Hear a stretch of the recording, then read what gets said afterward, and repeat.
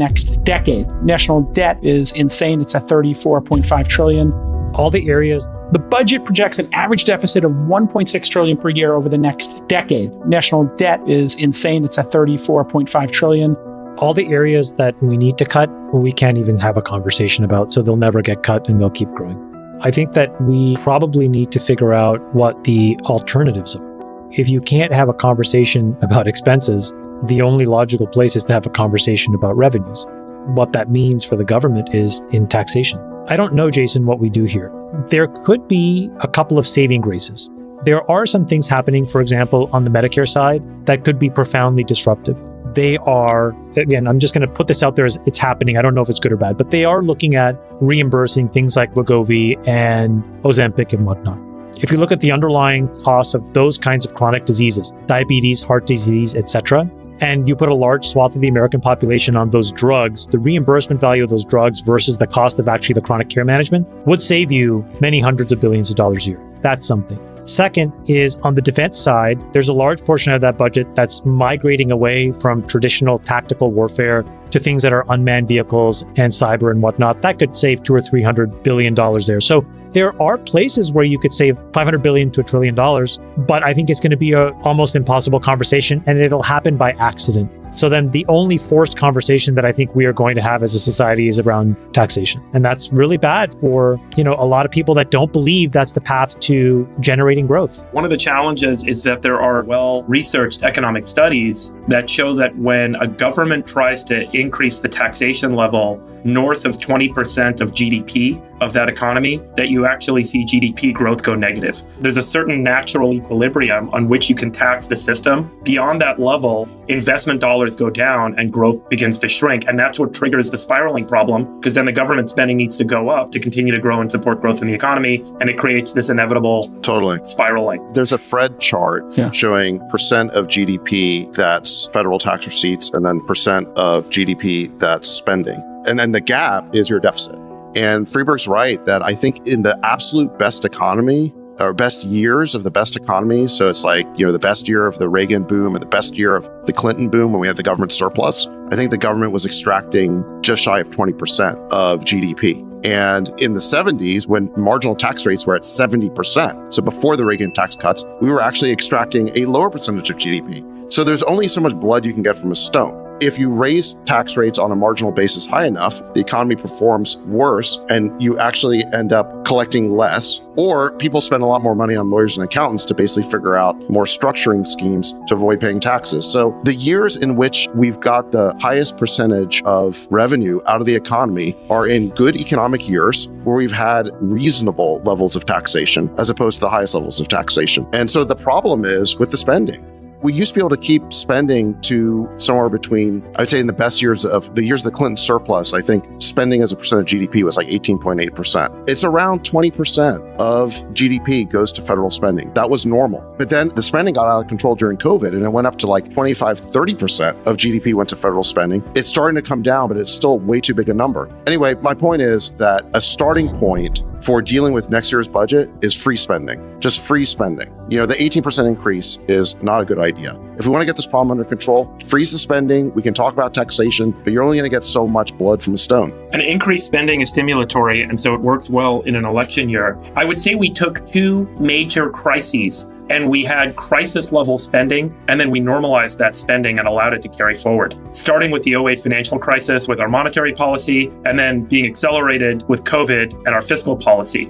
I did some back of the envelope math. I'm sure there are economists who have done a better job of this than I. There are directly 3 million Americans that are directly employed by the federal government. There's 167 million workers in the US. So 3 million are directly employed by the federal government. If you take the rest of the federal spending that flows into the economy, it's about $3.5 trillion a year, and assume 30% of that capital goes to equity holders in businesses that own businesses that benefit from that spending, and the rest flows through to labor. That's about 13% of GDP flowing through to labor. And assuming average annual income, that's another roughly 50 million people that are directly benefiting, that are directly earning income because of federal spending. There's another 50 million people in the US that rely on Social Security. And here's another important statistic. There's somewhere between 12 and 20 million people in the US that pay more than 50% tax rate today. So those people are effectively working for the federal government because half of their income goes back to the government. So when you add this all up, there's over 120 million people in the US that are directly working for or getting paid by the federal government in the US. That is such a significant percentage of our economy.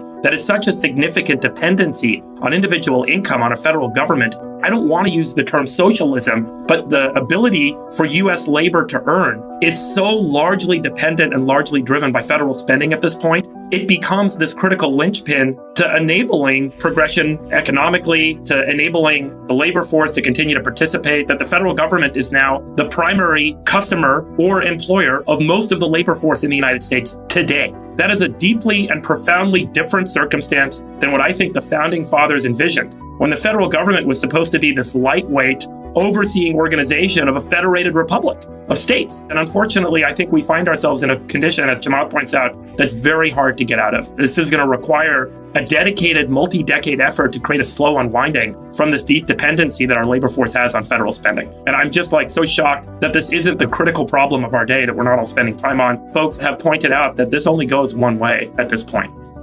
This is federal receipts as percent of GDP, and it goes all the way back to World War II.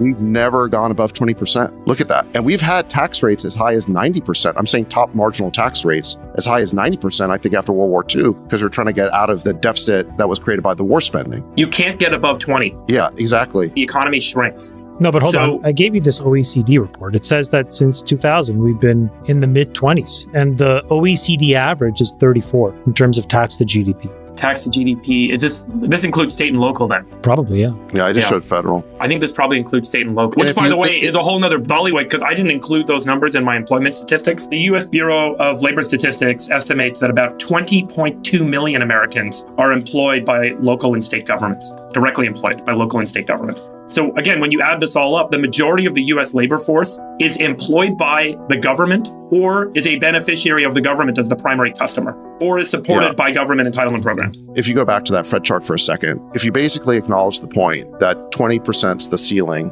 on how much we can extract from an economy based on 80 years of data, okay, with all sorts of differing tax schemes, then I think what we should say is that federal spending will be capped at 20% of GDP. Yep. We should, you see what I'm saying? Like if we can't go above 20% on receipts, cap federal spending at 20%. That should be a constitutional amendment. And then on the revenue side, we should say, what is the best tax code to achieve that 18, 19, 20%? Because what we do right now is we just say, well, just tax the rich. But what we've seen is we've been taxing the rich as high as 90% in the past, and you didn't get more revenue. So we should be much more scientific about saying, well, given that our target is, let's say, 20%, what's the best way to do that? And no one really has that conversation. No, none of the conversations have to do with data or building a bulletproof system. The same thing we could say about immigration, where we try to talk about the numbers here of what's a reasonable number of people and tying that to an actual number. And it's pretty obvious we should have one immigration policy when we have 5% unemployment and a different one if we had, God forbid, 15 or 20% unemployment. It could be tied to the unemployment rate.